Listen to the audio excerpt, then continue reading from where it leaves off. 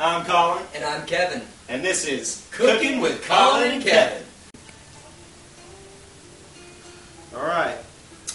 Folks, we are just doing a little preparation here. I'm trying to figure out how to get the dough into the proper size circles. And while I'm doing this, I'm going to talk to you for a second.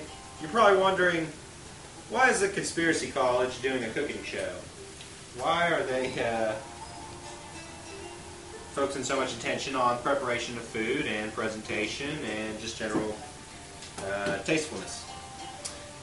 Well, it's because food is an important topic that we need to cover at some point. It's a big topic. It's something that we do every day. It's something that we are very involved with, the intake of our food. So, where was I going to go with it? Food in America, food in this culture. How healthy is it, and the real question is, how real is it? As fast-paced as the culture has become with the fast food and the short order and the takeout everywhere, and everything you buy at the store is just easy bake this, easy bake that, throw it in the microwave. What kind of food is it? I'm sure, as far as healthfulness and profitability is concerned, the bottom line, it's more profitable to sell cheap, unhealthy food to the public than it is to give them real food.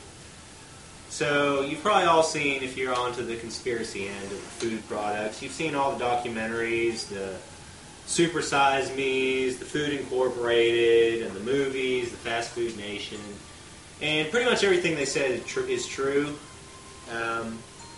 But the question is, what do we do about it? What do you want to do? Be an activist? Are you going to be a vegetarian? Plant a garden? We don't, as Americans, we don't have time to do this. We have very limited time and very limited money, and unfortunately, the food available to us on most of our budgets is a corn product that is sugar, fat, and salt flavored. Those are the flavors we like most as humans, because those, I guess, are the flavors we got the least as we were developing, or when we were hunters and gatherers. We were only eating meat and grains, so whenever we came across something that was sweet or salty or fatty, that's just what tasted the best. And so we learned to crave those. And the establishment, the way they are, most of the food that's produced is just some form of corn, which is the most easily produced food product right now. And that corn is manipulated genetically. It's genetically modified to be salty, fatty, and sweet. And then it's shaped into different things, like a hamburger, or a piece of pizza, or a banana, or an apple. But it's really just corn, sugar, fat, and salt. So that's a problem. And so what do you do about it? Well, the thing you should do is to prepare your food and your meals as a group, and you should eat them as a group. Why is this important? Because one, when you prepare your own food with the ingredients, you have a better idea of what you're eating.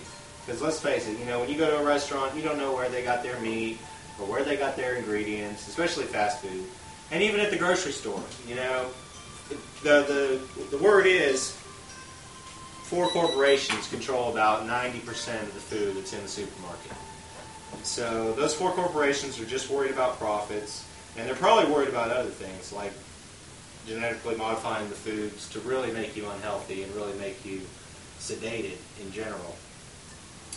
But so if you prepare it as a family or as a group, you have a better idea of what you're eating, and 2, it's going to be on a more timely basis. It's going to be the meals are going to be on a more scheduled basis: the breakfast, the lunch, and the dinner.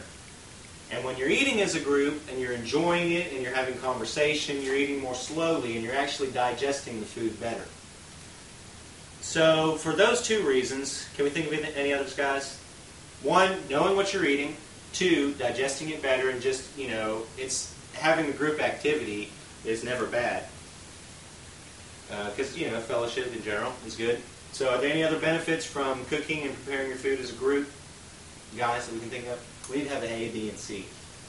Pretty much nailed it. A, you know what you're eating. B, you're digesting it better. C, fellowship. C, fellowship. Okay, yeah, that's 3.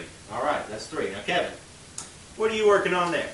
Tell you what, Colin, I really appreciate you mentioning that about the family. I think it is very important for us as a society to stay with other people and have meals together. It's very, very healthy, I think. But let me go ahead and tell you about what I'm making here. Along with your entree, I thought it'd be great to prepare us just a regular basic salad. We have your romaine lettuce and croutons and bacon bits, and just to top it off with a little bit of honey mustard. You know, you've already got your essential meats and your carbs. Why not have something green on the side? Now, tell me what you're doing over here. Well, I was trying to get these pieces of dough into circular shapes, but it's just not very moldable. We couldn't make our own from scratch today, so we have the Pillsbury, and which I guess if it was frozen, it would have been a lot easier, but we left it out when we got back from the grocery store. Pillsbury pizza crust. But we should be able to get these 4 into the calzone shapes. So we have everything we have here. Boy, this looks incredible. So Blaze, just get a good angle, and you wash your hands, and then come over here, and you can make your own. That's right. And then we'll make one more for any special guests we might have. Anybody that stops by. Just has to be walking by a pedestrian, if Make you a will. little extra. Of course. And after that, when the camera's not rolling, I'll figure out something to do with all this dough. Of course. Now I'm going to get